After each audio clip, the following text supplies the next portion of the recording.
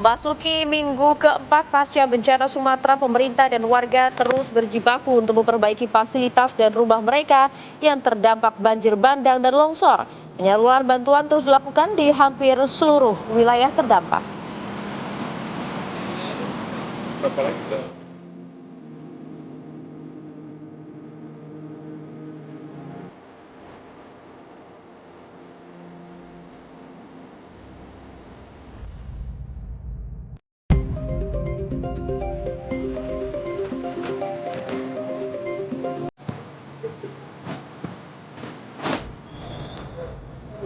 Bencana alam di sejumlah daerah terus terjadi. Banjir bandang luapan Sungai Gong menerjang kawasan wisata Guci, Kabupaten Tegal, Jawa Tengah. Sementara di Lumajang, Jawa Timur, banjir lahar panas Gunung Semeru kembali menerjang aliran Sungai Regoyo pada Minggu siang.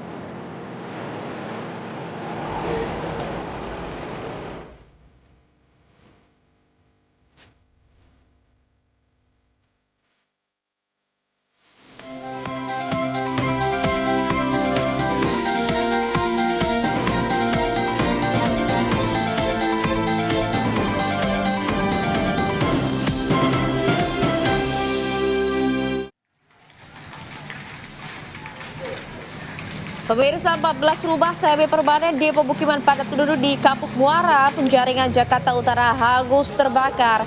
Api diduga berasal dari arus pendek listrik dari salah satu rumah warga. Anda bisa lihat pemirsa, ini kobaran api dan kepulan asap tebal membumbung tinggi membakar rumah semi permanen di permukiman padat. Warga yang panik berhamburan untuk menyelamatkan diri dan berusaha untuk memadamkan api dengan alat seadanya. 60 petugas dari Suku Dinas Penanggulangan Kebakaran dan Penyelamatan Jakarta Utara dan 10 unit mobil pemadam kebakaran dikerahkan ke lokasi untuk proses pemadaman api. Tidak ada korban jiwa dalam peristiwa ini, sementara penyebab pasti dari kebakaran masih dalam penyelidikan pihak kepolisian Polsek Penjaringan, Jakarta Utara.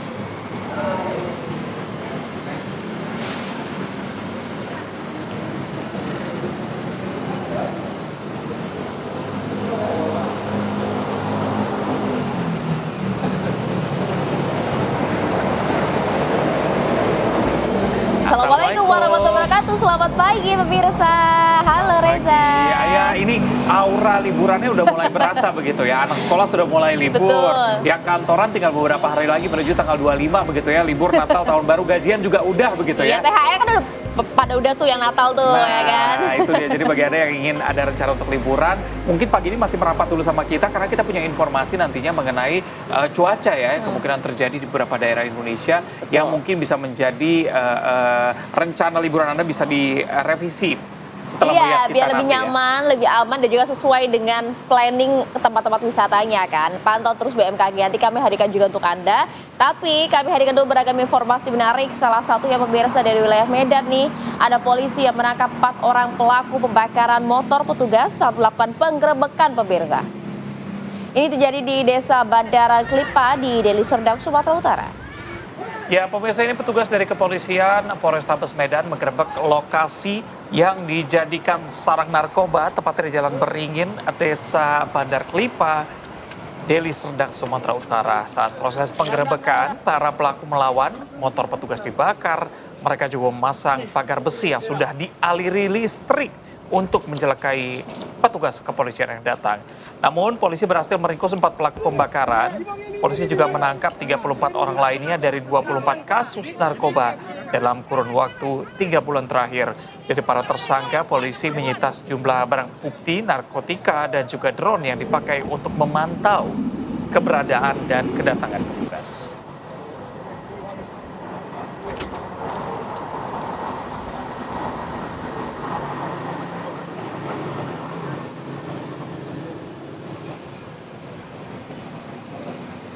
Kita bergeser ke Lampung, pemirsa, ada 8 anak buah kapal yang masih belum ditemukan pasca kebakaran kapal nelayan ini yang terjadi di perairan selatan Belimbing, Kabupaten Tenggamus, Lampung. Jadi Anda saksikan ini pemirsa, ini adalah kapal nelayan KMP Baulana 3 yang terbakar pada Sabtu pagi lalu, di mana kapal ini terbakar mencari ikan di laut dengan total 33 orang di dalamnya.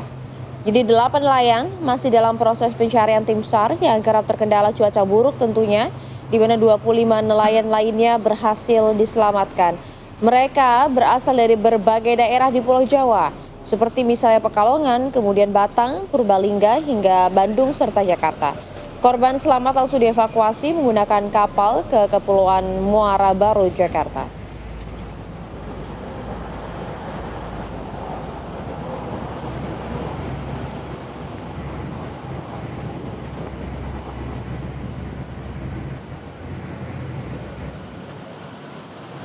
Informasi lainnya pemirsa, sebuah mobil minibus terguling usai menabrak separator pembatas jalan Transjakarta, tepatnya berada di Jalan Bekasi Timur Raya, Cipinang, Jakarta Timur. Jadi tabrakan ini terjadi saat mobil dari arah Cipinang menuju ke arah Jatinegara. Setibanya di Jalan Bekasi Timur Raya, kendaraannya menabrak separator pembatas jalan bus Transjakarta. Diduga pengemudi mengendarai mobil dalam keadaan mengantuk. Tidak ada korban jiwa dari peristiwa kecelakaan tunggal ini.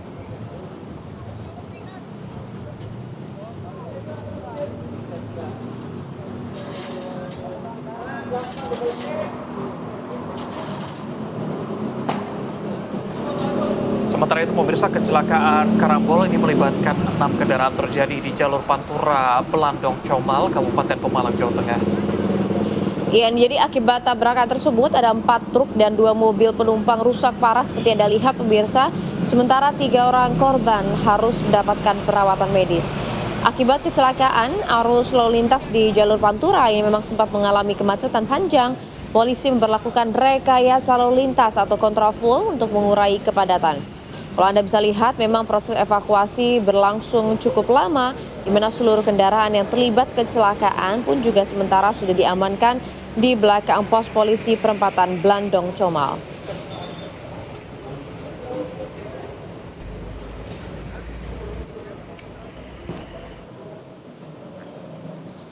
Harus berhati-hati pemirsa, terlebih lagi di tengah libur Nataru ini, karena salah satunya termasuk yang saya bacakan kali ini, kecelakaan maut juga sempat terjadi di Simpang Susun Exit Tol Krapiak, Semarang, Jawa Tengah. Sebuah bus menabrak pembatas jalan dan terguling, namun 15 orang dikabarkan tewas.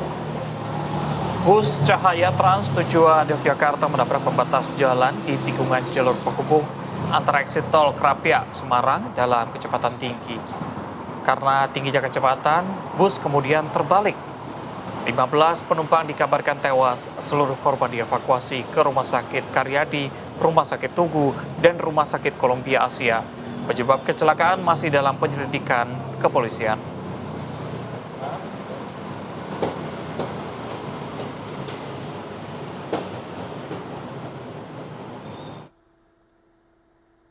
Kami Basarnas beserta tim SAR gabungan, di sini ada pihak kepolisian, Jasa Marga, Dinas Kesehatan, dan PMI telah melaksanakan evakuasi sebanyak 34 orang dengan rincian 19 orang selamat dan beberapa mengalami luka berat dan 15 orang dinyatakan meninggal dunia.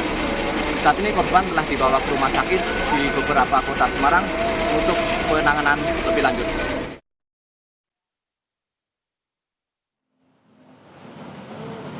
Ya, walaupun anak sekolah sudah libur, kita akan ajak pemirsa untuk pantau nih bagaimana kondisi arus lalu lintas. Apakah mulai berkurang kepadatannya pagi ini? Sudah ada rekan dari NTMC Polri, Brigadir Sarah akan melaporkan langsung dari Simpang Kuningan, Jakarta Selatan. Silakan dengan laporannya, Brigadir Sarah.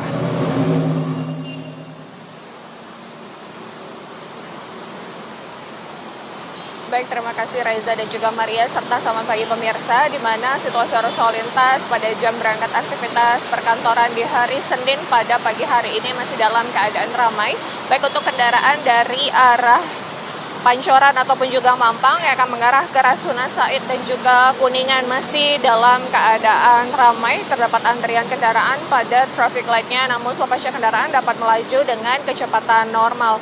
Dan kendaraan dari arah Mampang yang akan mengarah ke Semanggi juga masih dalam keadaan kondusif, ramai lancar. Situasi yang sama juga terlihat dari arah Semanggi akan mengarah ke Mampang ataupun juga Ragunan.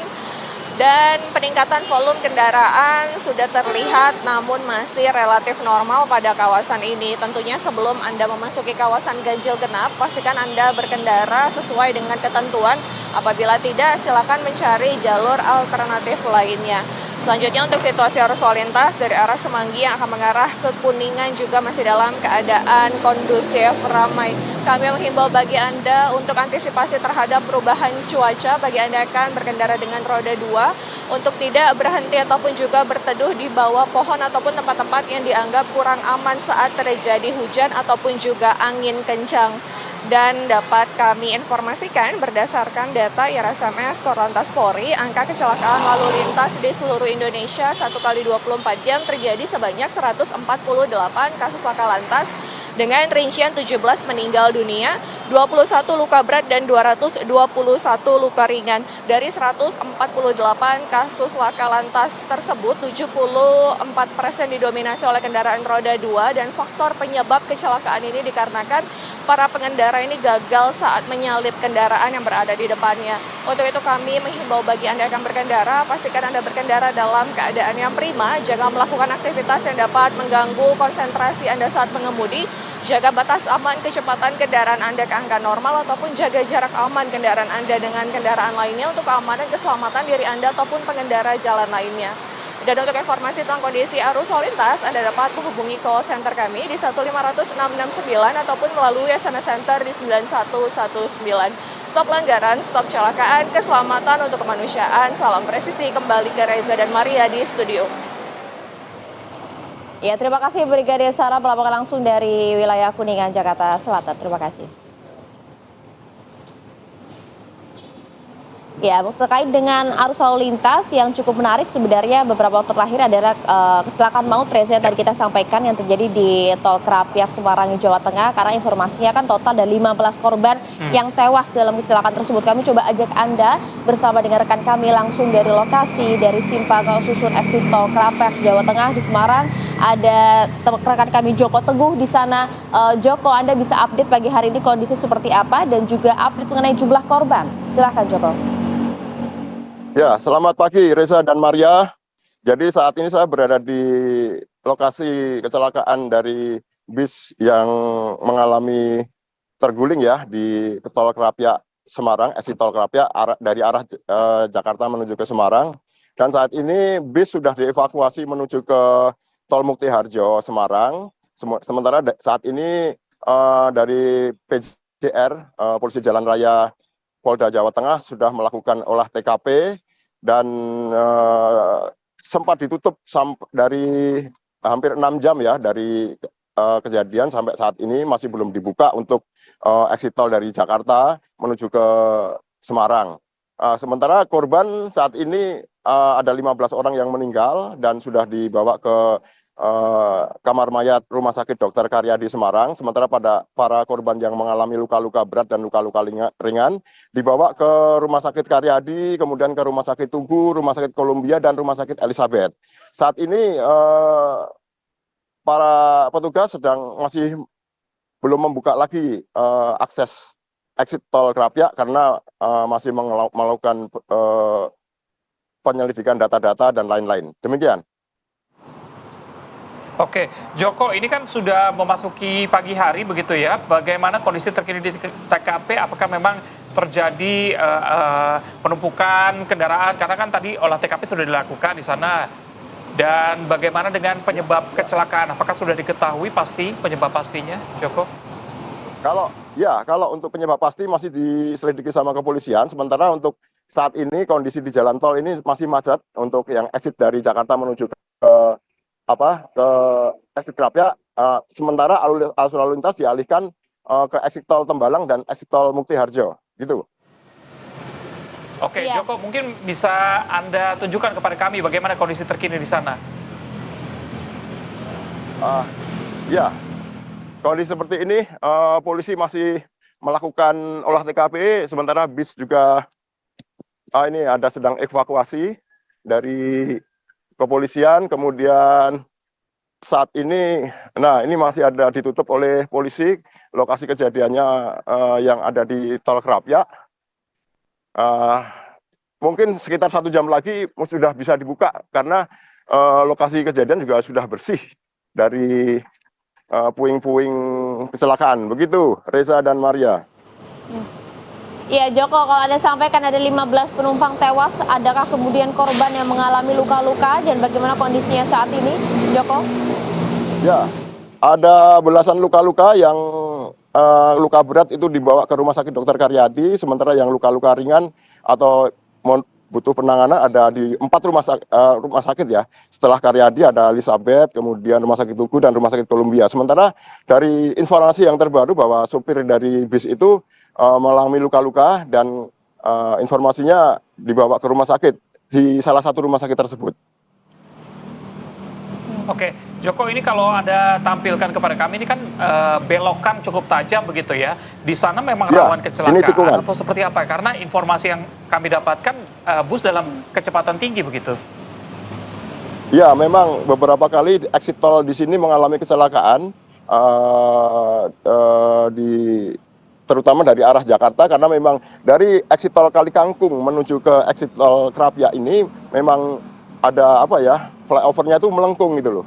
Melengkung setelah tanjakan itu kemudian turunan tajam melengkungnya. Kemudian tajam, nah pas di belokan itulah bis itu mengalami oleng kemudian menabrak batas jalan yang dari besi itu kemudian terguling dan mengalami kecelakaan itu.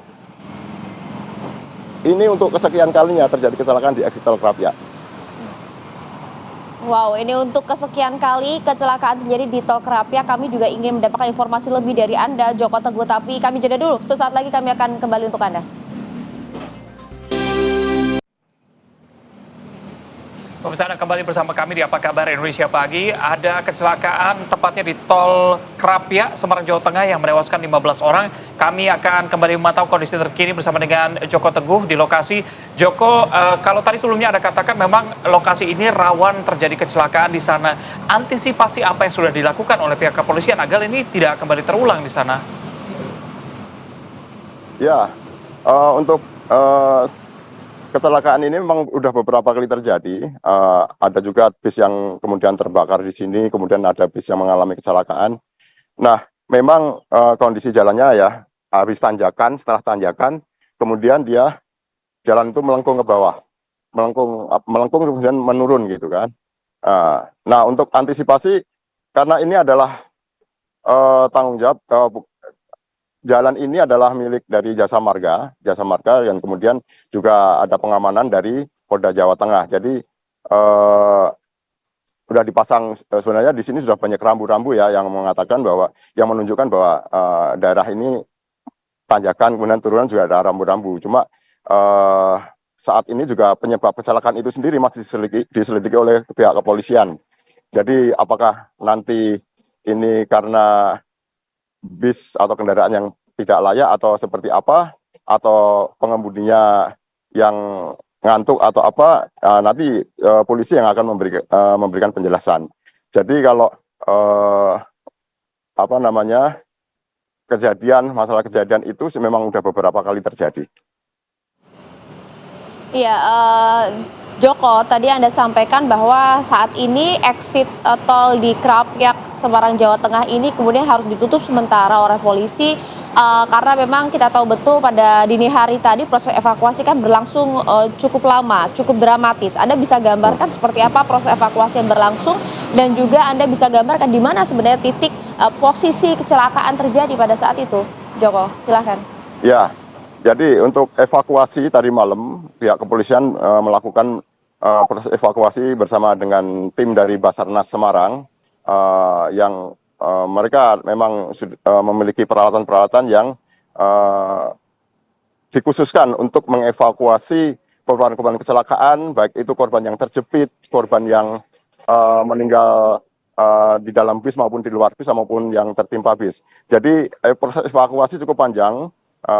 Dari informasi dari Basarnas Semarang, ada beberapa korban yang terjepit sehingga membutuhkan peralatan khusus yang mereka miliki untuk bisa mengevakuasi para korban. Dan kemudian setelah berjalan beberapa jam proses evakuasi, seluruh korban bisa dievakuasi oleh kepolisian dan tim dari Basarnas Semarang.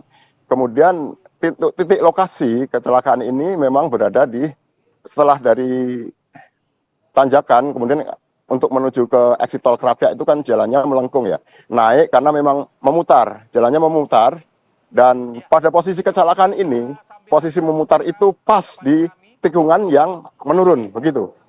Jadi kemudian Bisa ditunjukkan kepada kami, Joko? ada kemungkinan kecepatan tinggi, ada kemungkinan sopirnya mengantuk dan lain-lain sehingga menabrak batas jalan, kemudian terjadilah kecelakaan itu.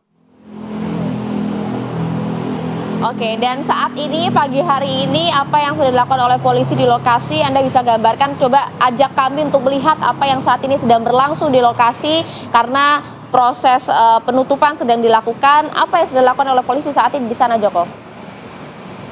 Oke, jadi posisi lokasi dari saya berada ini cukup karena masih pas di tikungan sana itu kan ada tikungan itu. Sebentar.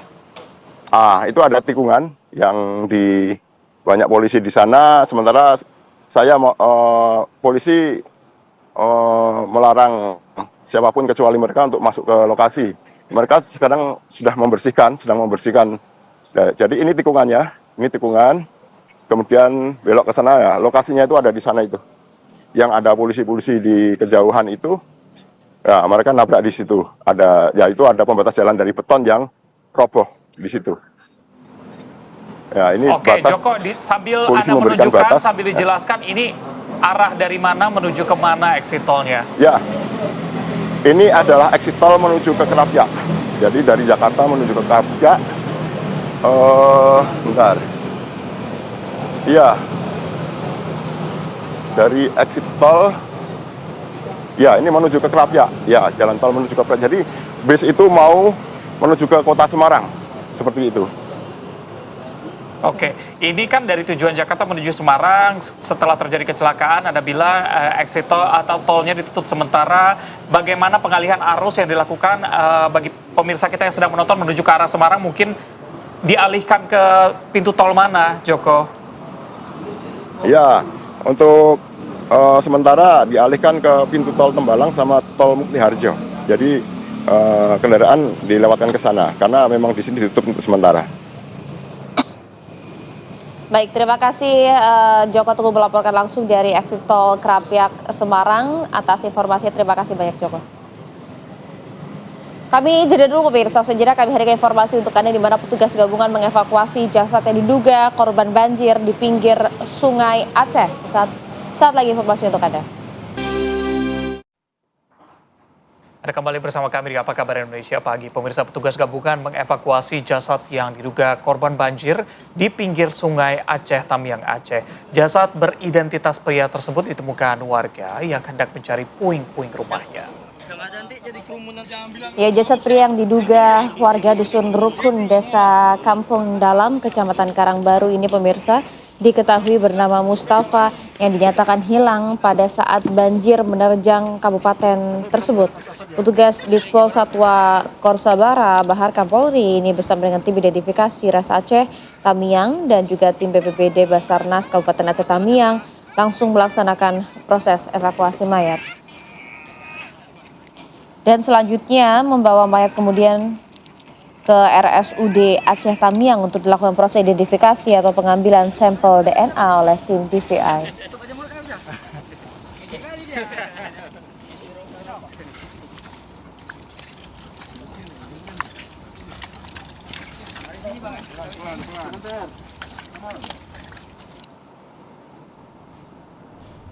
Sementara itu pemirsa, bantuan masih terus berdatangan kepada warga di 9 desa di Kecamatan Pining, Kabupaten Gayo Luas, Aceh. Meski harus berjalan kaki untuk mendapatkan sembako karena terputusnya akses jalan, namun ratusan warga tetap bersemangat untuk mengambil bantuan. Jadi meski demikian, warga pun berharap pemerintah melakukan normalisasi akses jalan sehingga mereka dapat lebih cepat untuk mengambil dan menyalurkan bantuan.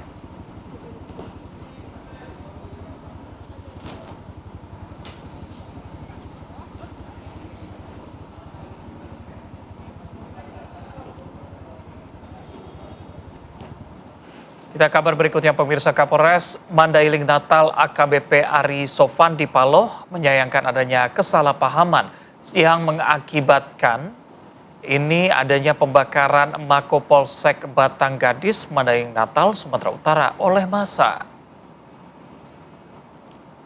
Ya pemirsa, jadi menurut Kapolres, terduga pengedar narkoba yang kemudian diamankan ini melarikan diri. Selain itu, saat diamankan masyarakat terduga pelaku juga tidak ditemukan barang bukti. Sedangkan pihak Polsek hingga kini masih mengejar terduga pelaku pengedar narkoba yang melarikan diri tersebut.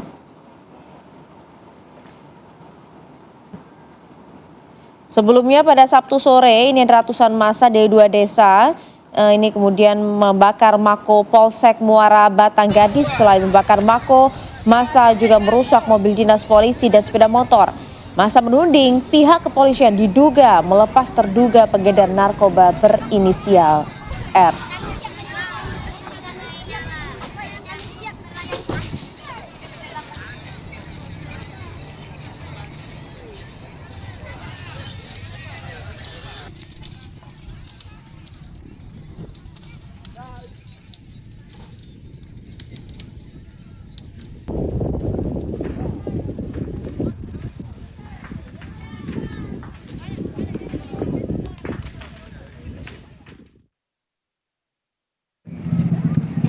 Jadi upaya kami untuk melakukan tersangka itu supaya dapat ditangkap itu sedang kita upayakan. Yang bersangkutan dalam upaya barang buktinya tidak ada yang melekat langsung. Jadi butuh apa?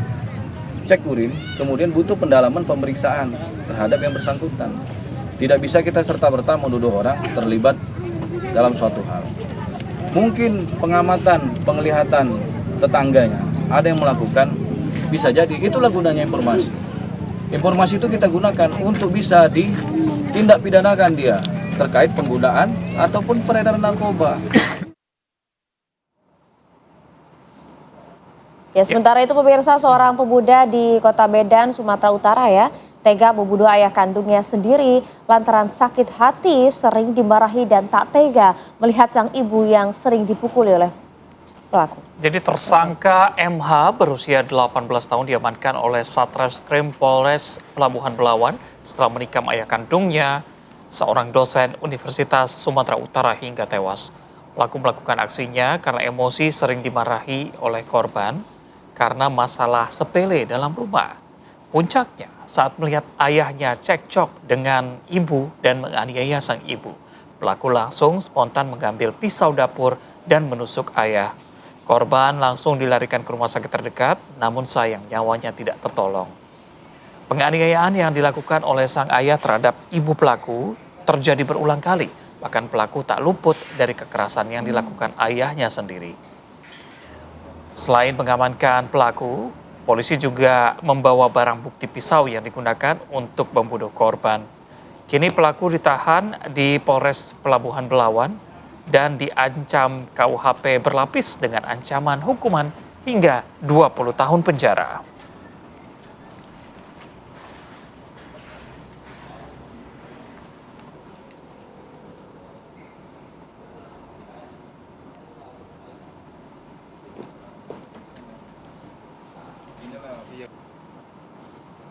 Kita ke kabar lainnya pemirsa, ini 4 hari jelang Natal dan juga Tahun Baru, ini Bandara Soekarno-Hatta dipadati oleh ribuan penumpang yang berencana untuk berlibur ya dan juga mudik. Jadi diprediksi mudik libur Nataru ini akan terjadi atau sudah terjadi pada kemarin nih Maria. Aduh, suasana liburan ya menyenangkan deh lihatnya.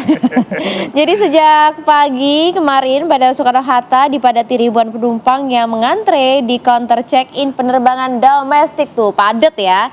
Jadi libur sekolah membuat jumlah penumpang terus mengalami peningkatan, di mana pengelola Bandara Soekarno-Hatta mencatat bahwa peningkatan jumlah penumpang terus terjadi. Pergerakan penumpang bakal mencapai 166.000 atau naik sebesar 20% jika dibandingkan dengan hari biasa. Begitu juga dengan pergerakan pesawat yang saat ini mencapai 1.135 pesawat. Rute tujuan favorit, coba tebak ada di mana? Jawa Timur, Jawa Tengah biasanya, Bali masih menjadi tujuan favorit ya. Kemudian ada Medan, ada Makassar, Ujung Pandan, dan betul Yogyakarta. Sementara untuk penerbangan internasional, rute favorit ada Singapura, Kuala Lumpur, dan Saudi Arabia. Karena masih ada beberapa yang sedang melaksanakan ibadah umroh ya. Iya, ini mungkin padatnya penumpang juga didukung oleh pemerintah dengan adanya potongan harga di liburan Nataru kemarin. Iya betul, tapi sayangnya Reza nggak bisa merasakan ya. Saya menemani aja yang pada cuti Kerja ya, kita menemani pemirsa di rumah. Sementara kalau kita geser ya pemirsa, kita lihat di Pelabuhan Merak di Cilegon, Banten. Ini ternyata juga mulai dipadati warga yang akan melakukan mudik ke wilayah Sumatera. Tentunya untuk memanfaatkan libur ya, di libur Natal dan Tahun Baru ini. Nah, ini kepadatan memang sudah terjadi beberapa hari terakhir, termasuk pada Minggu siang kemarin ya. Jadi para pemudik yang menggunakan kendaraan pribadi harus antri panjang untuk bisa masuk ke dalam kapal. Sementara para penumpang yang tidak menggunakan kendaraan pribadi juga membadati ruang tunggu pelabuhan. Jumlah pemudik diprediksi akan terus meningkat ke wilayah Sumatera. Sebenarnya yang harus perhatikan lagi-lagi adalah prediksi cuaca beberapa hari terakhir yang memang cukup ekstrim gitu. Betul. Ya. Terlebih kan nggak cuma hujan deras tapi juga gelombang tinggi nih kalau kemudian kita menggunakan jalur laut ya. Betul, Reza. di Pelabuhan Banten juga kan sempat dibuka 2 pelabuhan begitu ya untuk membantu proses karena cukup padat di sana, baik Betul. itu orang yang liburan, mau mudik juga, mau pengiriman bantuan untuk saudara kita di Sumatera begitu ya. Cukup. Ya, kita doakan ya semuanya selamat sampai tujuan. Amin. Dan juga libur Nataru kali ini cukup menyenangkan. Kalau yang menggunakan kendaraan pribadi, jangan berkendara ketika mabuk. Apa mau darat, mau darat, Mengantuk, mau laut. mabuk laut begitu ya, jangan ya. Biasanya kan kalau cukup panjang begitu. Betul sekali ya, udah lama nggak liburan kamu ya. Karena kalau dilihat memang Panisa di hari Minggu kemarin tepatnya itu menjadi salah satu puncak ya, diprediksi sebagai puncak arus mudik di libur Nataru kali ini. Peningkatan cukup masif, kita lihat cukup signifikan di Bandara Soekarno-Hatta tadi ya, 20% peningkatannya. Dan juga terjadi di jalur darat seperti di jalan tol dan juga kemudian saat ini seperti Anda lihat di Pelabuhan Merak ya.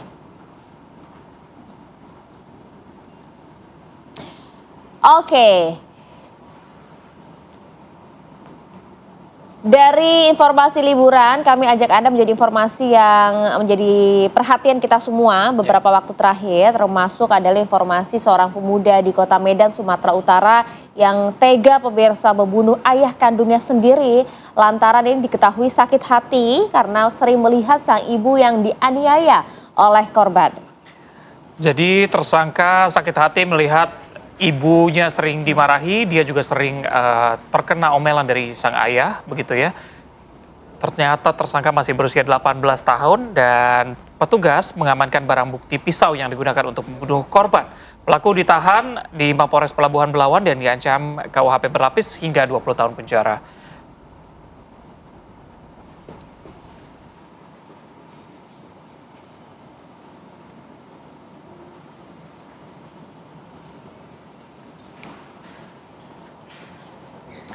Kita akan mendalami kasus ini bersama dengan Polres Pelabuhan Belawan, Kasat Reskrim Polres Pelabuhan Belawan bersama dengan AKP Agus Purnomo.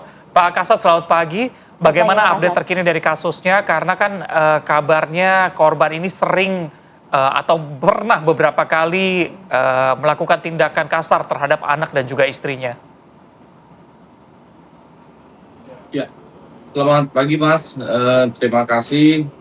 Benar, pada hari Minggu pada tanggal 30 November 2025 sekitar pukul 9 kami berhasil mengamankan seorang pemuda di Jalan Aluminium yang menganiaya ayah kandungnya yang sehingga menyebabkan kematian.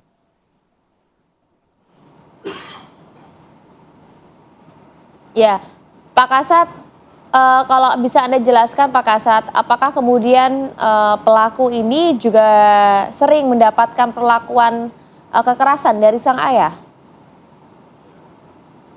Iya Mbak, jadi kronologis kejadiannya pada saat korban beradu mulut atau cekcok dengan istrinya di rumah, pada saat itu ada pelaku di rumah. Dan pada saat itu korban melihat ibunya dianiaya atau dipukuli oleh korban.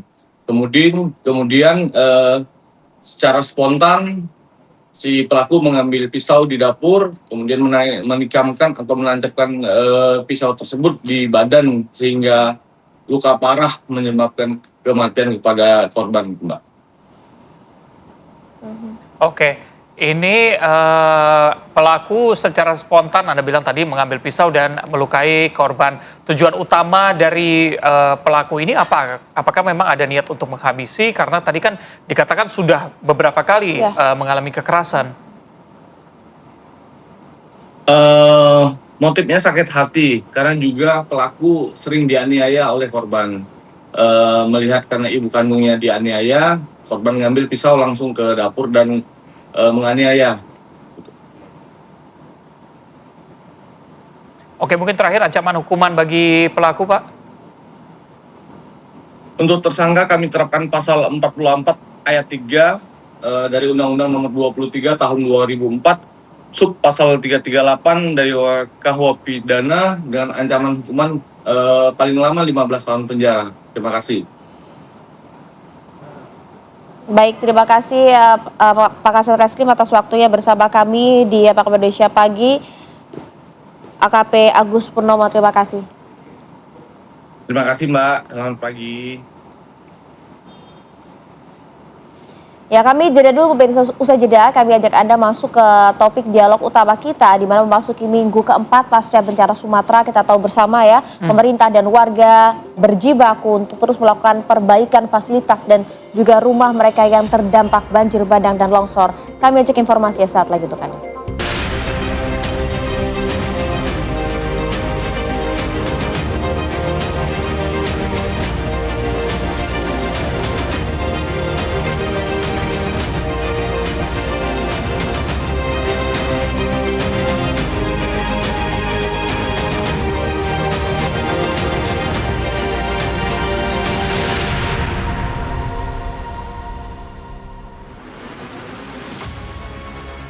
Memasuki minggu keempat pasca bencana Sumatera, pemerintah dan warga terus berjibaku untuk memperbaiki fasilitas dan rumah mereka yang terdampak banjir bandang dan longsor. Penyaluran bantuan terus dilakukan di hampir seluruh wilayah terdampak. Seperti yang nampak saat prajurit TNI AU bersama unsur TNI lainnya melakukan penyaluran bantuan. Dengan menggunakan helikopter Karakal TNI Angkatan Udara, 2,33 ton bantuan logistik disalurkan ke korban bencana di Nagari Sungai Limau, Sumatera Barat. Perbaikan fasilitas umum terutama jalan lintas provinsi juga terus dikebut agar bisa digunakan kembali.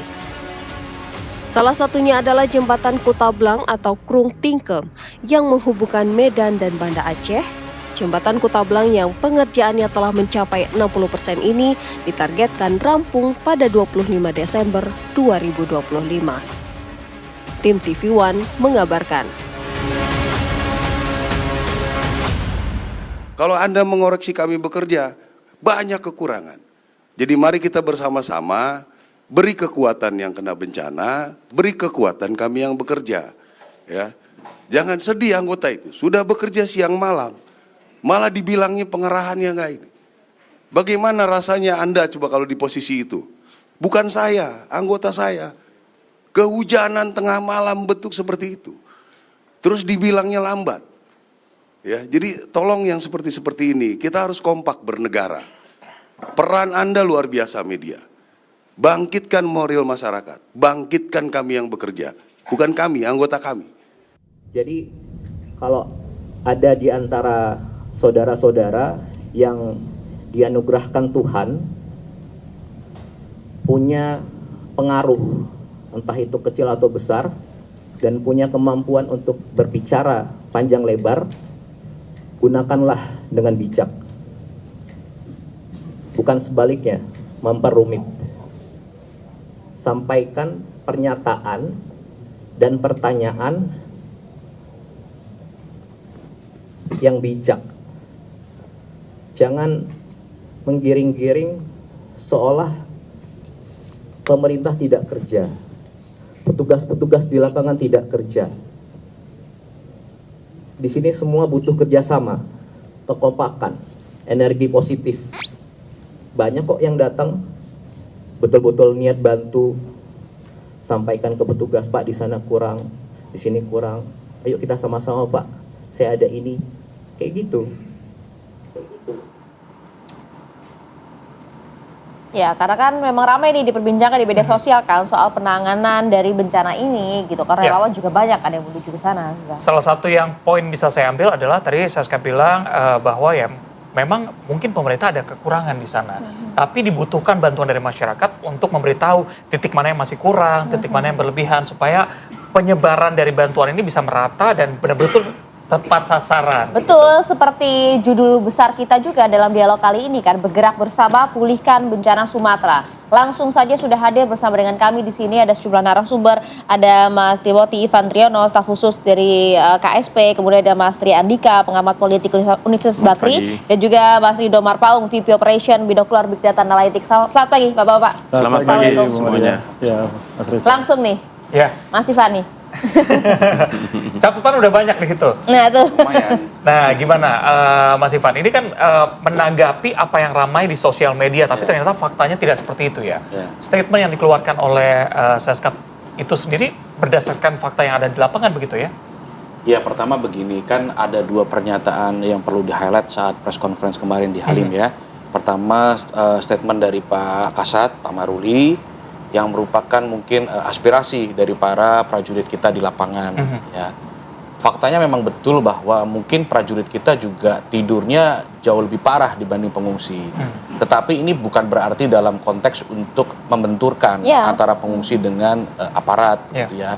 Ini lebih kepada balik lagi aspirasi daripada aparat TNI, karena mereka sendiri sudah bekerja sejak detik pertama, sejak hari pertama, dan mereka membutuhkan dukungan moral dari semua masyarakat Indonesia.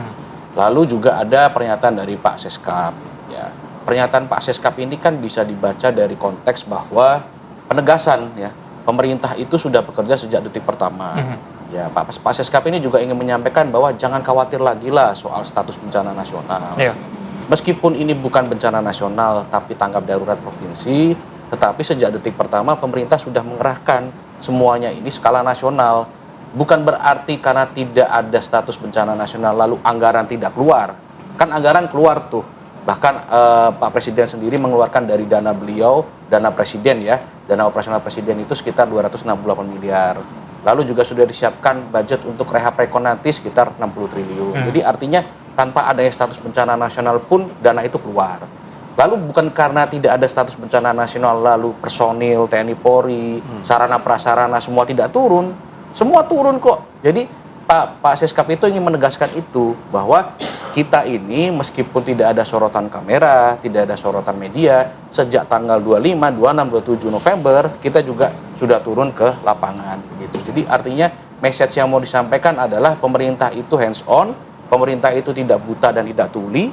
Kami mendengar aspirasi bahwasanya ada influencer-influencer, mari kita kolaborasi. Dan itu sudah diwujudkan kan, sebagai contoh Ferry Irwandi, lalu juga Willy Salim dan sebagainya.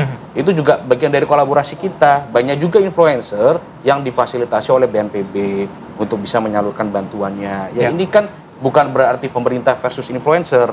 Jadi jangan sampai kita membuat polarisasi. Jangan sampai kita bentur-benturkan antara pemerintah yang bekerja dengan sangat keras, lalu juga influencer, lalu juga pengungsi. Jangan kita bentur-benturkan. Karena kalau kita lihat kemarin begitu ya, press conference yang digelar gitu ya, publik justru menangkapnya kok kayaknya baper banget nih pemerintah nih. Kenapa sih, apalagi Mas Seskap gitu ya. Emang kenapa kok begitu sensitif? Kan kalau misalnya kita lihat dari segi penanganan bencana kan ya memang sudah tugas pemerintah seperti itu gitu.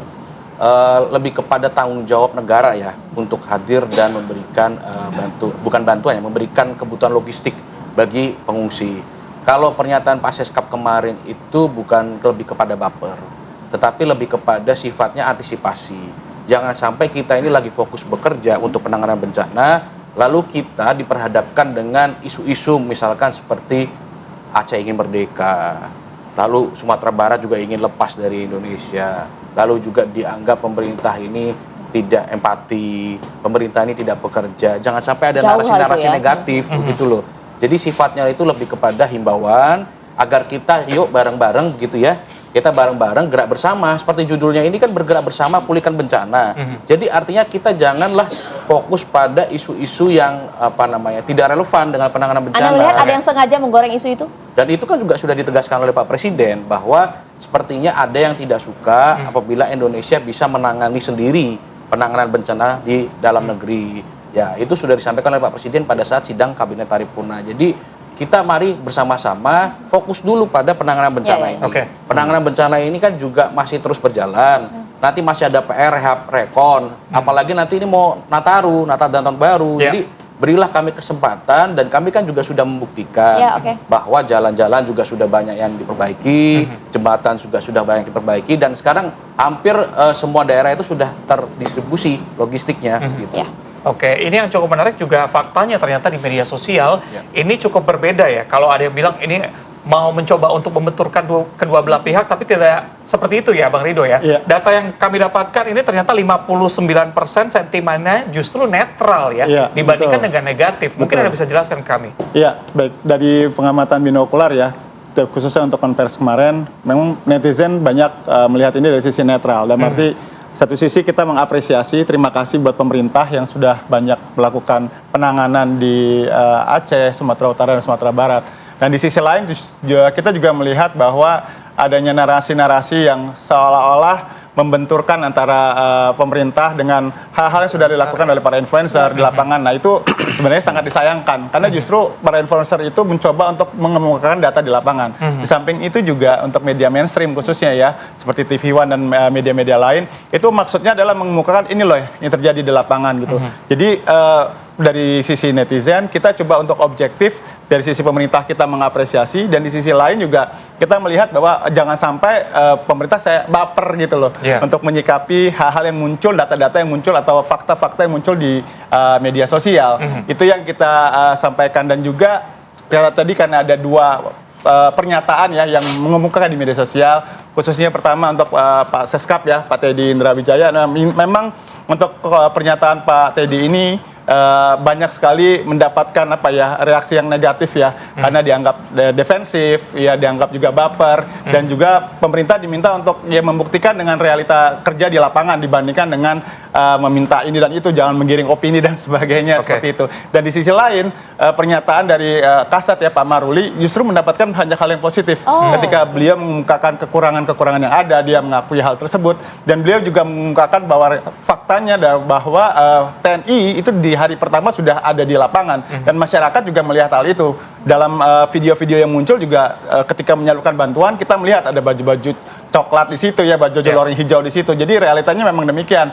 Bahkan ketika Pak Maruli juga menyampaikan bahwa ada 3 orang anggotanya yang meninggal dalam penanganan bencana ini, itu mendapatkan reaksi yang positif gitu dari netizen. Oke, kita balik lagi ke data nih. 59% netral, positifnya hanya 8%, negatifnya 33%. Ini dari akunnya akun seperti apa? Akun dari buzzer Ini kah? bot atau ya? Iya. Akunnya akun real. Jadi banyak influencer ya kalau di data kami yang kalau bisa ditampilkan kami lagi mencoba untuk menampilkan data di media, itu banyak influencer yang menyuarakan ya. Untuk positif tadi seperti bilang pernyataan Pak Maruli itu banyak mendapatkan poin positif ya di media dan di media sosial maksud saya. Di sisi lain untuk pernyataan dari Pak Seskap khususnya memang mungkin karena narasinya dua hal yang berbeda ya. Kalau di satu sisi Pak Maruli menyampaikan narasi dari sisi dia dengan anggota-anggotanya, curhat lah gitu ya, kondisi anggotanya di lapangan, dan itu memang dilihat oleh masyarakat sendiri. Dan di sisi lain tentunya dari Pak Seskap melihat ini dari koordinasi dari pemerintah baik di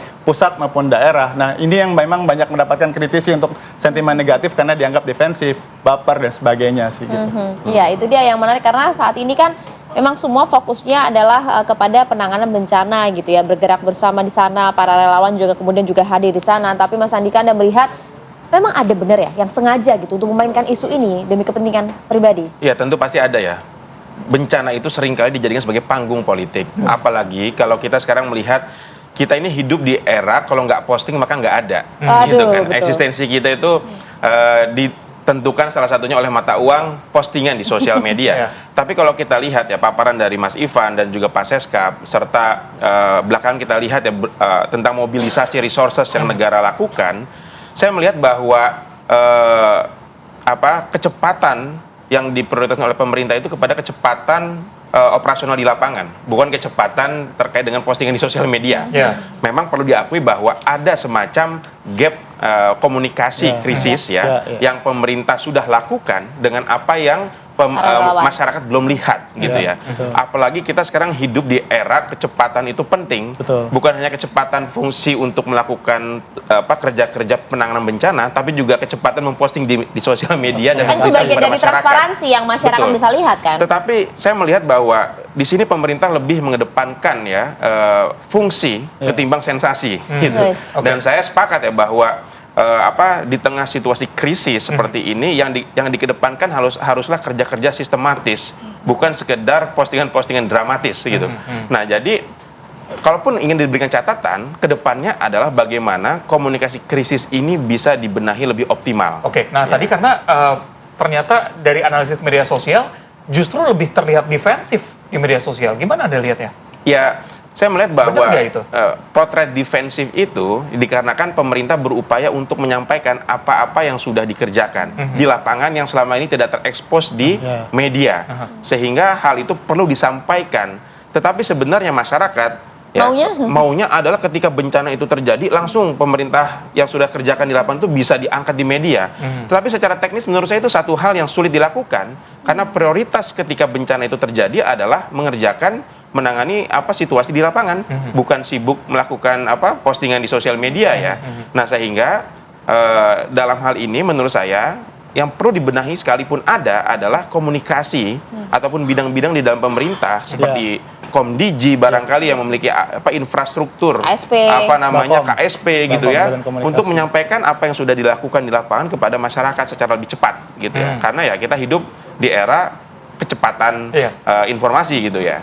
Oke, Mas Ivan juga jadinya buah si malakama nih, mau nampilin yang cepat nanti dibilangnya ada pencitraan, tapi nggak menampilkan faktanya sebenarnya berbeda begitu, serba salah begitu ya. Nanti kita akan bahas usai jeda, tapi nanti kita juga akan ajak pemirsa untuk update bagaimana kondisi terkini di sana bersama dengan rekan-rekan kami yang siap melaporkan langsung untuk Anda. Sebelumnya kita akan jeda terlebih dahulu, tetap bersama kami di Apa Kabar Indonesia Pagi. Ya, Anda kembali di Apa Kabar Indonesia Pagi. Pemirsa, sebelum kita lanjutkan diskusi ya, Bapak-Bapak, kami coba ajak Anda dan juga pemirsa untuk melihat langsung kondisi di lapangan seperti apa. Sudah ada rekan-rekan kami di wilayah Tapanuli dan juga kemudian rekan kami di Aceh Tami yang langsung pertama kami ajak Anda ke Aceh Tami yang ada rekan kami Alvin Saputra di sana. Alvin, pagi hari ini kondisi seperti apa?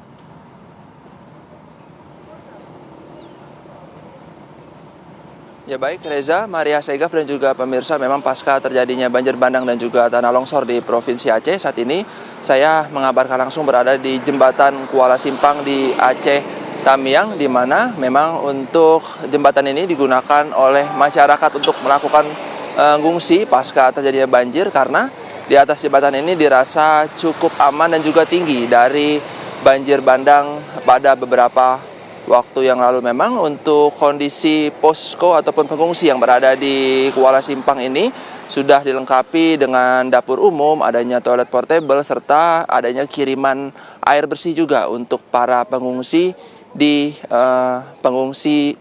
jembatan Kuala Simpang ini. Dan ada pun dari para masyarakat sini sudah hampir 20 harian tinggal di pengungsi di jembatan Kuala Simpang ini. Memang dari masyarakat sendiri masih mengeluhkan masih belum nyalanya listrik serta internet masih yang belum stabil, sehingga dari masyarakat masih kesulitan untuk menghubungi sanak saudaranya, serta di malam hari masih menggunakan genset untuk menerangi lampu di posko ini. Namun untuk bantuan sendiri di pengungsi jembatan Kuala Simpang ini setiap harinya memang dikirimi bantuan dari pemerintah maupun relawan yang melewati jembatan ini. Namun untuk kehidupan di Kuala Simpang sendiri, dari masyarakat sendiri masih melakukan bersih-bersih rumah mereka, karena pasca terjadinya banjir bandang, rumah mereka terdampak cukup parah, ada yang rusak hingga terendam lumpur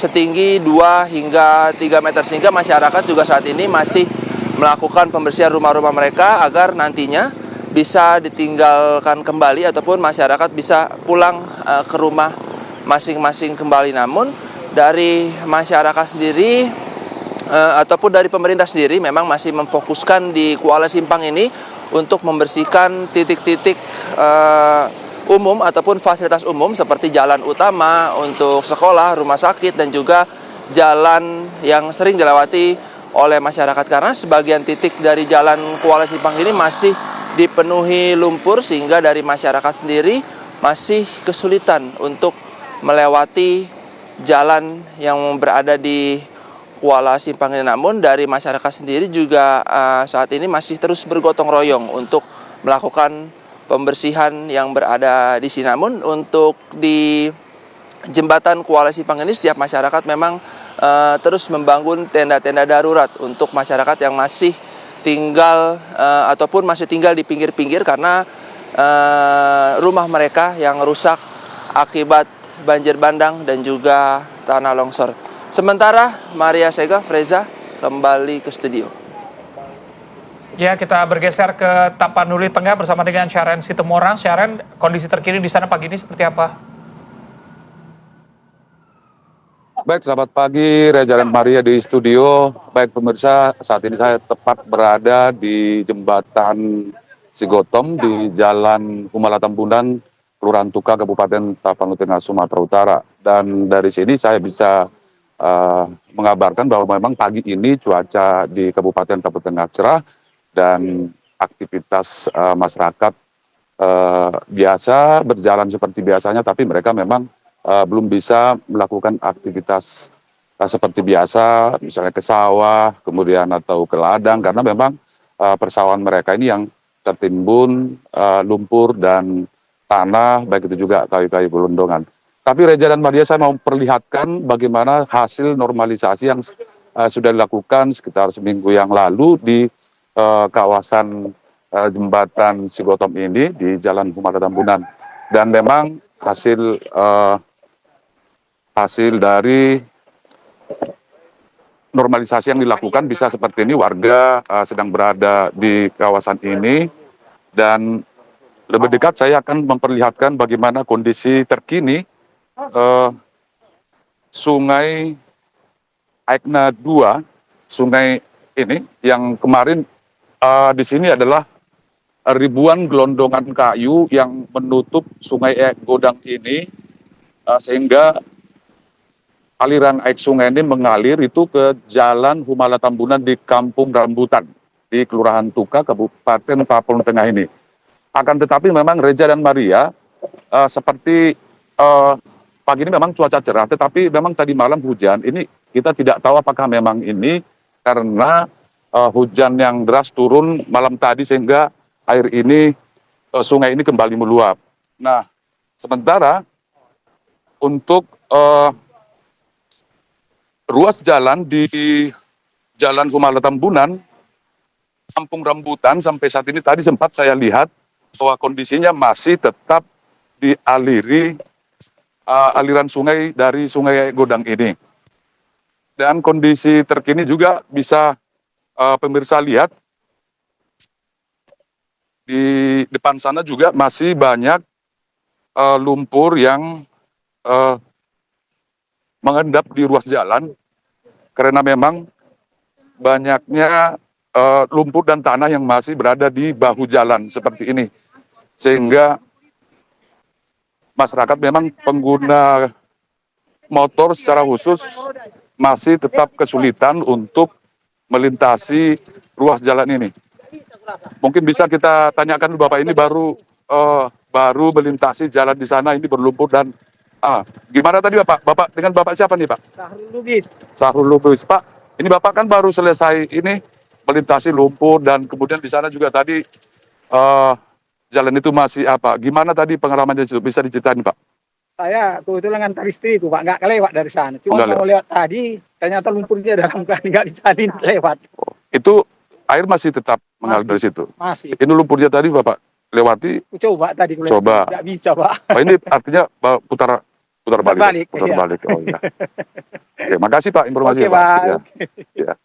Jadi memang ini Reza dan Maria bukan pekerjaan yang mudah sebenarnya ini melihat tanah dan longsoran ini atau lumpur ini masih berada di ruas jalan ini. Dan ketinggian lumpur ini dan tanah ini seperti di bahu jalan ini bisa mencapai 1 meter. Dan saat ini memang kita belum ada melihat alat berat di sekitar sungai Godang ini untuk menormalisasi kembali lanjutannya, sehingga ini kondisinya masih seperti ini. Masyarakat berjalan dari pinggir jalan melewati ini jalan setapak di atas tanah dan lumpur yang seperti bisa Anda lihat. Jadi memang Reza dan Maria, bahwa Kecamatan Tuka ini merupakan salah satu kecamatan yang memang masih sangat cukup penanganan serius, seperti bisa juga ini saya perlihatkan rumah-rumah. Baik, terima kasih Syarian Situmorang melaporkan langsung dari Tapaluni Tengah, dan sebelumnya ada rekan kami Alvin Syaputra yang melaporkan langsung dari Aceh Tamiang. Rekan-rekan terima kasih banyak, selamat kembali bertugas dan selalu berhati-hati ya. Mas Ivan, tadi kita bahas sebelum jeda, seperti buah si malakama bagi pemerintah begitu ya. Tadi kita lihat laporan langsung juga, rekan kami Syarian juga menjelaskan bahwa ini bukan PR yang mudah untuk proses pasca bencana begitu ya, lumpur masih tinggi. Lalu bagaimana? Apa yang akan diambil oleh KSP untuk memastikan bahwa komunikasi tetap berjalan lancar tanpa masyarakat melihat ini secara defensif begitu? Ya, pertama tentu kita berduka terhadap peristiwa bencana ini. Ini duka kita semua, ini duka saudara sebangsa dan setanah air. Tapi kalau tadi disampaikan bahwa ini adalah pernyataan baper, rasanya tidak. Ya. Pak Seskap itu kan menegaskan bahwa pemerintah ini bekerja sejak detik pertama. Status bencana nasional itu tidak menjadi masalah, gitu ya. Dan juga Pak Seskap memberikan himbauan agar kita semua yang diberi anugerah, punya pengaruh baik kecil atau besar, itu ya kita menyampaikan hal-hal baik. Kan hidup ini akan jauh lebih bijak kalau kita menyampaikan hal baik tanpa juga kita perlu menjelek-jelekan orang, ya. Menyampaikan sesuatu hasil dari pantauan di lapangan, menyampaikan bahwa ada korban bencana yang belum didistribusikan logistiknya, itu tentu penting. Dan itu dibutuhkan juga oleh pemerintah. Tapi jangan membenturkan, bukan berarti gitu ya, kita defensif, dan jangan berarti pemerintah ini dibenturkan dengan pengungsi, gitu ya. Dan memang begini, komunikasi itu kan hilir, ya. Hulunya ini adalah kebijakan. Tetapi hilir ini menjadi instrumen yang penting, ya. Kalau tidak dikomunikasikan, kalau tidak disampaikan, maka apa yang dilakukan oleh pemerintah itu tidak dilihat oleh masyarakat. Atau minimal begini, pemerintah itu dinilai tidak bekerja seperti yang beredar kan. Nah, tetapi komunikasi ini juga harus disampaikan dalam terminologi khusus, dalam mekanisme khusus supaya tetap kita menimbulkan empati. Itu dia. Lalu kalau tadi disampaikan bahwa ini bukan pekerjaan mudah, itu tentu sesuai dengan pernyataan Pak Presiden bahwa kita ini tidak punya tongkat Nabi Musa. Artinya kita pelan-pelan, ya. Saya ingin memberikan sebuah ilustrasi bagi teman-teman semua bahwa jalan nasional yang rusak itu 2058 km atau setara dengan 2 kali panjang tol Trans Jawa. Jadi kita bayangkan tol Trans Jawa itu dikali 2, ya. Kita ambil jembatan nasional yang rusak itu 2.537 meter dari 33 jembatan. Itu setara dengan 12 jembatan merah Surabaya. Jadi kita paham ada jembatan merah di Surabaya itu dikali 12 panjangnya. Jadi bayangkan kerusakannya itu memang begitu parah. Tetapi ini bukan menjadi faktor yang membuat pemerintah itu menyerah. Ini kita ingin memberikan penjelasan kepada masyarakat, tolonglah beri kami waktu, beri kami kesempatan, baik pemerintah pusat, pemerintah daerah, TNI, Polri, BNPB, Basarnas, dan juga relawan tentunya, untuk kita bergerak bersama, dan untuk kita cepat, memperbaiki dan bergerak cepat begitu loh. Kan kita ambil contoh begini, misalkan jembatan Tepin Mane di Aceh. Itu kalau orang normal bangun jembatan Beli itu 4 minggu. Tetapi oleh aparat kita, oleh petugas kita itu bisa selesai dalam 6-7 hari. Itu kan artinya pemerintah sudah bekerja dengan sangat cepat. Lalu berkaitan dengan Huntara dan juga Huntap. Itu idealnya Huntap dibangun pada tahap rehab dan rekon. Jadi sekarang fokusnya pada Huntara. Tetapi oleh Pak Presiden diperintahkan agar Huntara dan Huntap ini berjalan secara paralel begitu. Akhirnya kemarin juga sudah dilakukan groundbreaking oleh Pak Menteri Perumahan. Dan perlu disampaikan bahwa 2.603 huntap yang dibangun ini tanpa menggunakan APBN Rp1 pun. Begitu. Jadi artinya apa? Gerak bersama ini betul-betul kita lakukan, solidaritas masyarakat itu betul-betul kita butuhkan, dan aparat kita di lapangan itu juga membutuhkan dukungan moral dari masyarakat Indonesia. Data-data ini kan juga sebenarnya masyarakat perlu tahu ya. Betul. Tapi apakah harus berisik Mas Andika di media sosial terkait dengan kinerja capaian dari pemerintah kita? Atau baiknya sebenarnya seperti apa? Persepsi lambatnya terhadap kinerja pemerintah, saya pikir dalam konteks bencana bukan hari ini saja. Di bencana-bencana sebelumnya pun seperti di tsunami Aceh juga muncul persepsi seperti ini. Saya bisa memahami karena dalam kondisi bencana, ya, kerja-kerja berat itu terkadang sulit untuk dipublikasikan, sulit untuk didokumentasikan. Kalau tadi lihat di lapangan misalnya bagaimana membenahi jalanan, ya, ketika ada aparatur negara di situ, entah itu TNI, Polri, satu sisi harus segera menyelamatkan yang menjadi korban, sisi lainnya sulit untuk mendokumentasikan. Sehingga saya bisa paham bahwa selalu ada gap komunikasi dalam setiap peristiwa bencana, gitu ya. Tetapi di sisi lain memang bahwa narasi publik, persepsi publik harus tetap dijadikan sebagai koreksi, ya. Sejauh itu koreksi, saya pikir pemerintah akan menerimanya, bukan delegitimasi negara, gitu ya. Kalau koreksi kan titik ini belum disalurkan, bisa koordinasi dengan pemerintah, pemerintah menyalurkan. Itu saya pikir satu bentuk kolaborasi yang positif, ya. Tetapi kalau sampai mengarah kepada delegitimasi negara, saya pikir itu juga sesuatu yang berlebihan. Sebab menilai kinerja pemerintah hanya dari viralitas itu juga menyederhanakan satu proses yang kompleks, gitu.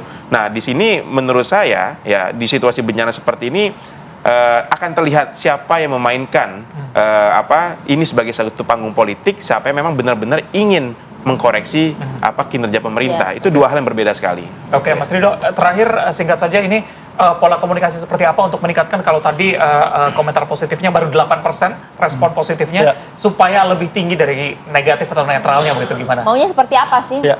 Kalau dari sisi kita ya, dari Big Data Analytics, ya tentunya pertama ya pemerintah perlu mengkoordinasikan ya untuk setiap instrumen-instrumen komunikasi yang ada, baik itu Komdigi, Bakom, dan juga dari KSP, untuk jalur komunikasi yang ada ini siapa misalnya ditunjuk satu pihak atau satu pintu untuk bisa mengkomunikasikan kepada masyarakat, termasuk juga di media sosial. Pemerintah juga menurut saya juga bisa meminta juga pertimbangan-pertimbangan dari konsultan-konsultan komunikasi, konsultan-konsultan PR yang ada juga untuk menerima masukan-masukan.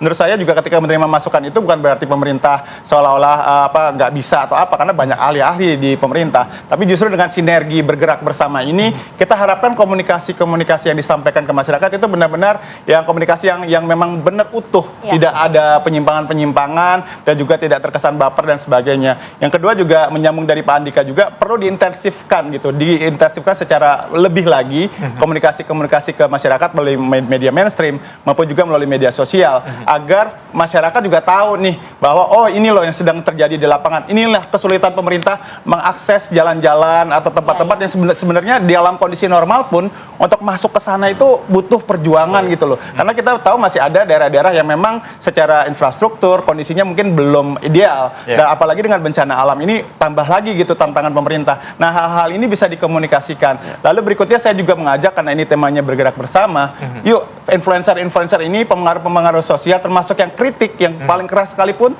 diajak dirangkul. Bukan berarti ketika mereka dirangkul tuh kesannya pemerintah intervensi, tidak dipandang seperti itu. Justru ketika pemerintah melibatkan setiap pihak-pihak yang ada termasuk para influencer, itu akan melihat jadi suatu hal yang positif. Oh, pemerintah nggak anti kritik kok. Oh, pemerintah juga mau kolaborasi. Istilahnya sekarang collab lah gitu ya, bareng-bareng. Ini menjadi sesuatu. Jadi ketika mengajak Gen Z atau influencer ini menurut saya hal yang positif, bukan pencitraan dan juga bukan sesuatu hal yang seolah-olah kayak intervensi, tidak. Justru ketika istilahnya yang dipakai kayak collab dan sebagainya, ini akan menambah hal yang positif dan bukan pencitraan menurut saya. Karena kalau bencana kita nggak lihat siapa ya orangnya, siapa ini, setiap orang yang mau membantu kita akan pandang dari sisi positif. Lagi-lagi gitu. Bergerak bersama ya. Ya, otentik, natural dan memang benar-benar real di masyarakat. Oke, baik. Terima kasih banyak Mas Ridho, terima kasih Mas Andika, Mas Iman, terima kasih banyak. Semoga ini semua berbuah baik ya untuk saudara-saudara kita di Sumatera hingga Aceh. Terima kasih banyak. Pemirsa, kita ajak Anda untuk jeda terlebih dahulu. Saya kami punya informasi ada bencana alam yang terjadi di sejumlah daerah di Indonesia. Ini warga juga diimbau untuk meningkatkan kewaspadaannya akan cuaca buruk yang kemungkinan terjadi di akhir tahun ini. Seperti apa kami hadirkan usai jeda. Ya Terima pemirsa, Anda kasih. kembali di Apa Kabar Indonesia Ya. Pagi. Pemirsa, banjir bandang luapan Sungai Gung menerjang kawasan wisata Guci di Kabupaten Tegal, Jawa Tengah. Hal tersebut terjadi akibat hujan intensitas tinggi di lereng Gunung Slamet.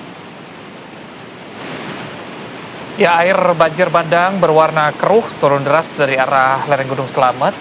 Arus air yang deras turut membawa batu, pasir, material kayu, dan pipa air panas. Kolam pemandian air panas Pancuran 13 yang menjadi ikon wisata Guci hilang tergerus banjir.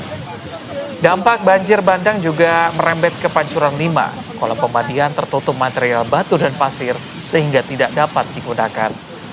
Aparat kepolisian dari Polres Tegal langsung mengamankan lokasi, memasang garis polisi, akses ke area terdampak banjir bandang ditutup total. Iya, karena kalau kita lihat memang ini juga salah satu yang menjadi perhatian juga selain bencana yang berada di Sumatera hingga Aceh ya. Terlebih ini kan lokasi wisata, begitu biasanya akhir tahun warga pergi ke tempat wisata. Ya, langsung saja kami ajak Anda berbincang bersama dengan sejumlah narasumber kami yang sudah tersambung melalui sambungan Zoom. Karena kita tahu betul beberapa waktu terakhir kan BMKG juga sempat memprediksi ya, ada bibit siklon tropis 93S yang berpotensi menjadi siklon tropis. Tentunya ini kemudian berdampak terhadap cuaca hujan yang cukup deras, angin kencang dan juga gelombang tinggi di laut gitu Reza ya. Kami sudah tersambung bersama dengan Kepala Pelaksana BPBD Kabupaten Tegal, ada Pak Muhammad Afifuddin. Dan juga kemudian sudah tersambung bersama kami ada Armi Susandi, pakar hidrometeorologi ITB. Selamat pagi Bapak-Bapak, Assalamualaikum. Waalaikumsalam warahmatullahi wabarakatuh. Baik, kita ke Pak Afif. Pak Afif, dari pantauan Anda sejauh ini bagaimana kondisi terbaru di kawasan sana dan apa pencegahan yang dilakukan oleh BPBD untuk menginformasikan kepada masyarakat sekitar? Ya, kejadian Sabtu kemarin sempat menjadi viral karena banyak material banjir itu menimbun di kawasan Guci, terutama di Pancuran 13, kemudian di Pancuran 5. Kemarin sudah dilakukan pembersihan baik dengan manual ataupun dengan alat berat. Cuma tadi kemarin sore, minggu sore terjadi hujan lagi dan hujannya lebih besar daripada yang hari Sabtu. Saya berada di lokasi selama 1 jam. Alhamdulillah, walaupun volume debit air sangat besar, tetapi alhamdulillahnya tidak membawa material berupa kayu atau apapun. Sehingga air yang turun dari atas itu berjalan lancar dan tidak berdampak pada berdampak lanjutan pada kawasan objek wisata baik Pancuran 13 maupun Pancuran 5 seperti itu. Nah, saya pastikan untuk jalur transportasi dari Slawi menuju Guci itu tetap aman dan untuk di objek wisata lain tetap aman dan kondusif seperti itu. Ya, Pak Afif tadi sampaikan juga bahwa memang cuaca hujan cukup deras begitu. Saya langsung mau ke Pak Armi kalau begitu. Pak Armi, betulkah apa yang kita lihat terjadi di wilayah Tegal ini akibat adanya pengaruh dari bibit siklon 93S ini yang selama ini diperbincangkan? Ya, betul sekali Mbak Maria. Memang 93S ini masih besar pengaruhnya, menarik massa udara yang membawa hujan yang berasal dari Samudra Hindia. Sehingga dia menarik ke arah selatan Jawa. Ini saya kira ini akan masih berlangsung beberapa hari ke depan, Mbak Maria. Oke, artinya ini berdampak khususnya berada di wilayah selatan Pulau Jawa, begitu Pak Armi? Iya, ada beberapa daerah yang dipengaruhi oleh 93S ini. Yang pertama adalah wilayah Bengkulu dan Lampung. Jadi Lampung ini menjadi daerah yang tetap dipengaruhi. Nah sekarang posisinya dia banyak saat ini selain Lampung mempengaruhi wilayah Jawa. Sebelumnya dia ada Banten, kemudian saya lihat di aplikasi yang saya miliki, dia mempengaruhi Jawa Tengah dan Jawa Timur. Nah ini dua wilayah ini yang menurut saya di Jawa Tengah, Jawa Timur merupakan daerah yang mendapatkan efek dari adanya tarikan dari ekor dari siklon ini. Jadi dia siklon ini menaik ekornya dan dia membawa massa udara yang mengandung curah hujan tinggi ke wilayah-wilayah yang tadi disebutkan, Lampung, kemudian Jawa Tengah dan Jawa Timur. Dan ini masih akan berlangsung dalam sampai beberapa hari ke depan ini. Oke, ini potensi perkembangan yang menjadi siklon tropis kategori 2 itu seperti apa? Karena kan kabarnya ini berkembang dengan cepat, 24 jam sampai dengan 72 jam begitu. Betul, jadi yang pertama perlu kita sampaikan bahwasanya ini berpotensi cukup besar untuk menjadi siklon, tetapi pergerakannya menjauhi wilayah Indonesia. Kalau kita bayangkan, pergerakan dari siklon, dari bibit siklon 93 ini, dia akan mengarah ke arah timur, mengarah ke arah barat. Jadi kalau ke kiri ke wilayah Indonesia, jadi dia akan bergerak terus menerus ke wilayah yang menjauh dari Indonesia. Tetapi dengan adanya pergerakan ini, dia melemparkan massa udara yang cukup besar dari barat ke timur. Nah, itu dilemparkan, tadi ditarik oleh adanya ekor dari bibit siklon ini. Saya kira dia tidak akan mendekat ke wilayah Indonesia, tetapi ekornya membuat wilayah kita, khususnya wilayah Jawa, khususnya lagi adalah Jawa Tengah, Jawa Timur, dan Bali, merupakan wilayah yang basah. Oke, baik Pak Armi, Pak Afif tadi kita sudah simak bersama bahwa memang Jawa Timur dan Jawa Tengah ini menjadi salah satu fokus dampak dari adanya bibit siklon 93S ini. Hujan cukup deras terjadi dengan intensitas cukup lama, kemudian gelombang tinggi di laut, bahkan juga angin yang begitu kencang. Apa yang kemudian akan dilakukan oleh BPBD setempat untuk menghindari adanya bencana yang tidak diinginkan di sana, Pak Afif? Oke, yang pertama yang kami lakukan saat ini kita sudah membentuk posko di jalur transportasi wilayah Sawi menuju kawasan wisata Guji. Itu ada beberapa pos, yang pertama di Yomani, kemudian di Bukit Siwuni, kemudian di Polsek Bojong, kemudian di Kedawung, serta di pusatnya ada di kawasan wisata Guji itu sendiri. Kita tempatkan personil bersama TNI Polri dan relawan PP yang ada di wilayah atas seperti itu, dan saling memberikan informasi seperti itu. Dan insya Allah ke depan, karena saya juga mengamati pergerakan bibit siklon 93S itu semakin ke barat ya. Saya kemarin jam per jam mengamati bibit siklon 93S itu pada saat hari Sabtu kemarin hujan di wilayah pegunungan Gunung Slamet, itu berada tepat di posisi selatannya tengah-tengah Provinsi Jawa Tengah, sekitaran Cilacap seperti itu. Sehingga saya menduga seperti itu. Saya kira itu. Oke. Baik, terima kasih Pak Afif. Nanti usai jeda saya juga mau ke Pak Armi. Tadi Pak Armi katakan bahwa kemungkinan untuk berkembangnya kecil, tapi ekornya juga tetap ada. Nah, ini potensi resikonya berkurang atau kita juga tetap harus waspada begitu? Dan apa yang bisa kita lakukan sebagai masyarakat? Kami hadirkan usai jeda, tetap bersama kami. Pemirsa, banjir lahar panas Gunung Semeru kembali menerjang aliran Sungai Regoyo di Lumajang, Jawa Timur pada Minggu siang. Sejumlah warga dan penambang pasir langsung bergegas menyelamatkan diri soal memperoleh informasi akan datangnya banjir lahar ini. Beberapa saat kemudian, aliran lahar dingin disusul oleh aliran lahar panas langsung datang dan meluap ke atas jembatan Limpas. Naas, seorang penambang pasir uang yang tidak sempat lari, akhirnya terjebak di tengah aliran lahar. Menurut warga, lahar Semeru kali ini datang secara tiba-tiba bahkan juga cukup besar. Meskipun di lokasi sedang tidak terjadi hujan, mengakibatkan akses penghubung antar dusun pun turut terputus. Untuk itu masyarakat diimbau agar semakin meningkatkan kewaspadaannya, terutama yang beraktivitas dan berada di sepanjang aliran sungai yang berhulu di Gunung Semeru. Mengingat saat ini Gunung Semeru masih berstatus siaga atau level 3.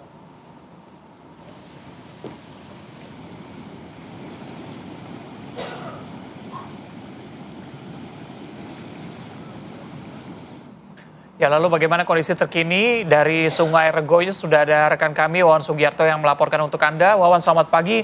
Bagaimana kondisi terkini di sana? Selamat pagi Reza dan pemirsa TV One. Untuk update terbaru di jembatan Limpas Sungai Regoyo yang kemarin sore sempat tertimbun material vulkanik, akibat datangnya banjir lahar panas Gunung Semeru saat ini sudah bisa kembali dilalui oleh masyarakat. Untuk diketahui bahwa banjir lahar Gunung Semeru akhir-akhir ini memang sering terjadi setiap siang hingga menjelang sore. Meskipun di lokasi saya mengabarkan saat ini cuaca cerah, namun hujan lebat juga terjadi di hulu sungai, yakni di Gunung Semeru. Untuk itu masyarakat selalu diimbau untuk selalu meningkatkan kewaspadaannya. Masyarakat juga diminta memahami tanda-tanda alam jika di hulu sungai sudah mulai terjadi hujan atau gelap. Masyarakat dihimbau untuk segera meninggalkan aliran sungai, mengingat potensi ancaman banjir lahar dingin maupun lahar panas masih cukup tinggi terjadi. Begitu, Reza. Oke, baik, terima kasih Wawan Sugiarto melaporkan langsung dari Sungai Regoyo di Desa Gondoruso, Lumajang. Terima kasih, Wawan.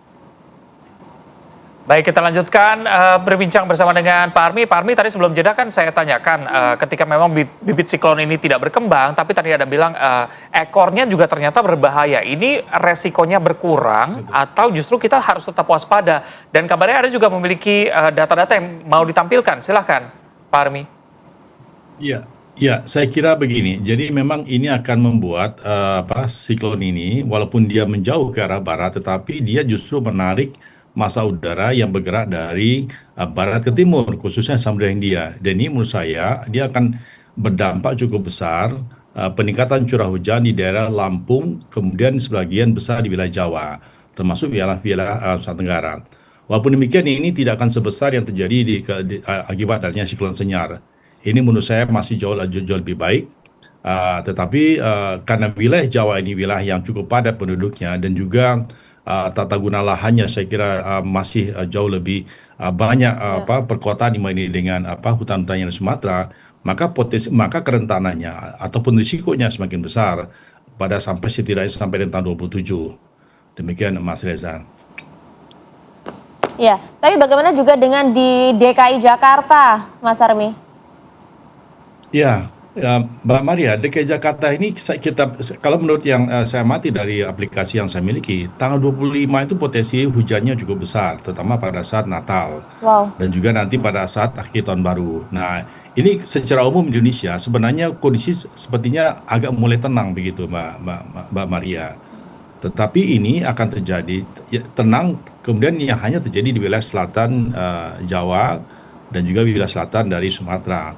Jadi saat ini seakan-akan ada perpindahan sebelumnya Sumatera, kemudian pindah ke Jawa saat ini dan beberapa hari ke depan. Nah, nanti pikiran kami pada akhir tahun ini maka akan terjadi lagi pengumpulan energi yang cukup besar yang berasal dari wilayah pada saat tenang dalam 1 minggu ini ke depan. Dan itu terjadi di wilayah Sumatera.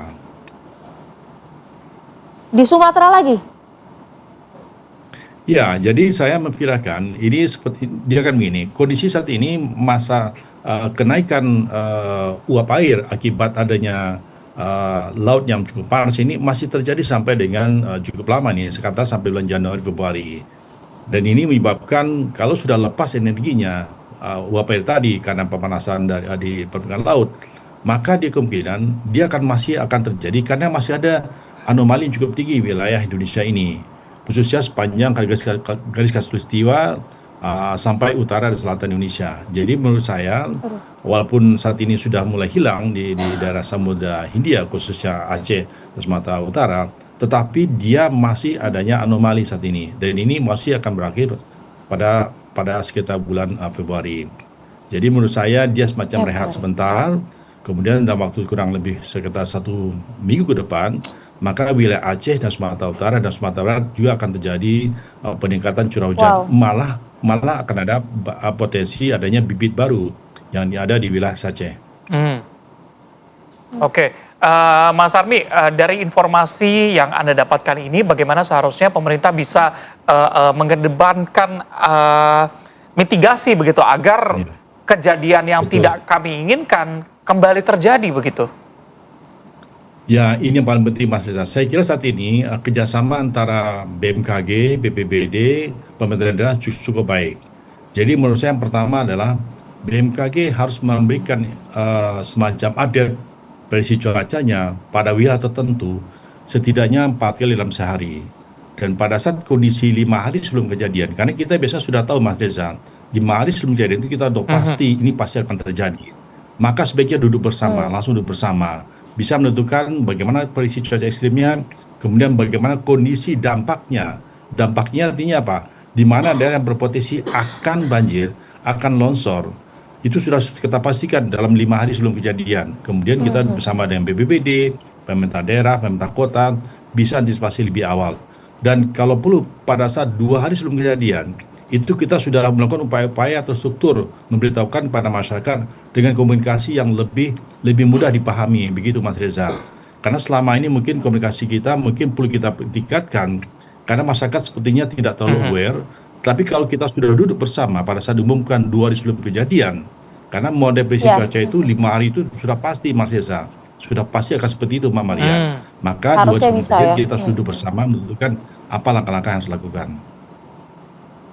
Ya Pak Armi, itu cukup penting ya, tentunya menjadi perhatian tidak hanya dari BMKG tapi juga pemerintah di daerah. Karena kan kita tahu betul yang berkembang informasinya bahwa sebenarnya siklon tropis ini kan tidak pernah dilalui, tidak pernah melalui wilayah Khatulistiwa di Indonesia gitu kan. Tapi kok sekarang tuh kemudian bisa bergeser menyentuh ke wilayah Indonesia dengan dampak yang luar biasa ini. Kondisi Indonesia sendiri sebenarnya cukup siap tidak sih untuk menghadapi siklon tropis ini?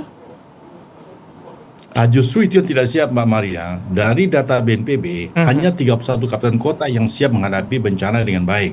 Sisanya sedang dan masih lebih banyak lagi tidak siap, dari 500-an kabupaten kota. Dan itu pun yang kita hitung pada saat 31 kabupaten kota yang siap itu adalah pada saat kondisi cuaca ekstrim yang biasa, bukan seperti siklon ini.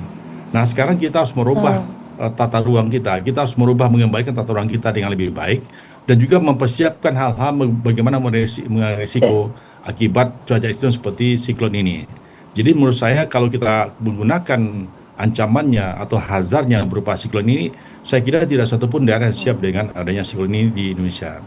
Karena kita 31 itu hanya menghadapi cuaca ekstrim seperti biasa, bukan siklon. Oke. Mas Armi, terakhir ini bagi masyarakat yang ingin berlibur begitu ya, Natal dan Tahun Baru, antisipasi apa yang harus dilakukan? Apakah ketika berlibur harus tetap membawa tas siap bencana itu? Atau gimana? Ya betul, saya sudah menyampaikan berlibur sebaiknya ada opsi kedua atau plan B. Misalnya kita bisa berlibur tidak di tempat yang terbuka, bisa berliburnya di tempat yang katakanlah wisata kuliner, wisata budaya atau yang lainnya.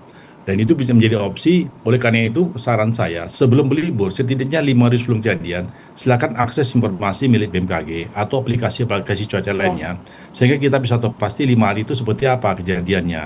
Dan kalau sudah memang kita ingin tetap ke sana, maka tentunya upaya-upaya seperti kita mengamankan, jangan sampai di tempat yang terbuka, kemudian kita sebaiknya berada di dalam gedung, itu adalah upaya-upaya yang harusnya kita lakukan pada saat kita ingin tetap libur tempat yang terbuka. Seperti itu Mas Reza. Baik, terima kasih Mas Armi Susandi, pakar hidrometeorologi ITB atas waktu bersama kami. Terima kasih banyak Mas. Sama-sama Mbak Maria, Mas Reza.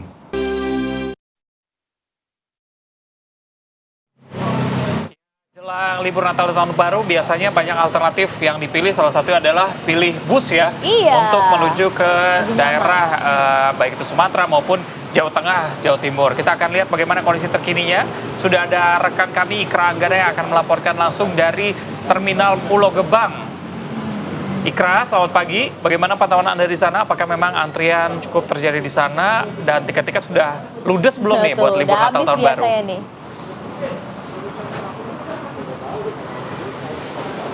Ya baik, selamat pagi Reza, Maria dan juga pemirsa. Memang antrian penumpang ini memang tidak tampak kasat mata begitu karena memang di Terminal Pulau Gebang sendiri sudah tertata dengan rapi sistemnya. Jadi memang untuk waktu keberangkatan masyarakat tinggal menyesuaikan, dan beginilah situasi terkini di Terminal Pulau Gebang Cakung Jakarta Timur. Masyarakat tengah menunggu. Ini khususnya saya berada di pintu 4 Maria dan juga pemirsa, di mana masyarakat ini ada yang hendak pergi ke Bengkulu, ada yang hendak pergi ke ke Jawa Tengah dan juga Jawa Timur memang menyesuaikan dari tiket dan juga keberangkatan yang sudah dipesan. Dan informasinya dari Dinas Perhubungan sendiri, setiap harinya dari H-7 hingga H+7 ini informasinya menyiapkan keberangkatan sebanyak 390 hingga 420 bis per harinya begitu, Ayah dan juga pemirsa. Data ini menunjukkan peningkatan 2 kali lipat atau 100% jika hari biasa mungkin hanya memberangkatkan sekitar 100 hingga 200 bus saja, dan penumpang juga terjadi lonjakan yang cukup signifikan di sini. Dan kami mendapatkan informasi juga memang bagi masyarakat yang belum mendapatkan tiket begitu, ini bisa datang langsung atau tiket go show yang nantinya masih tersedia, dan memang kita akan memantau perkembangan lonjakan penumpang. Untuk sementara demikian, Reza dan juga Maria, saya kembali ke rekan-rekan di studio. Oke, masih ada kok tiketnya, tenang aja ya. Terima kasih Karangkana melaporkan langsung dari Terminal Pulau Gebang, Jakarta Timur.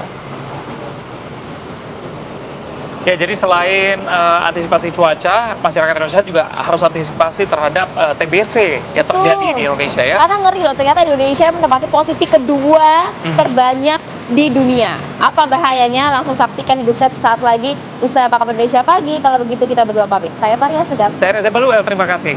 Sampai jumpa.